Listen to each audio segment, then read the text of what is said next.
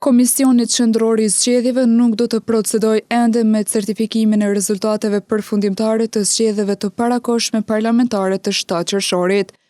Pasi ndaj tyre janë paraqitur disa ankesa. Fillimisht, KQZ kishte bërë të ditur se nëse deri në përfundim të afatit për ankesa nuk do të kishte parashtresa, ishte e gatshme të certifikonte rezultatet. Mirë po, pas skadimit të afatit, janë dorëzuar 5 ankesa në panelin zgjedhor për ankesa dhe parashtresa. Në një përgjigje e televizionit Syri, KQZ ka theksuar se nuk komenton çështjet që janë në proces ankimor.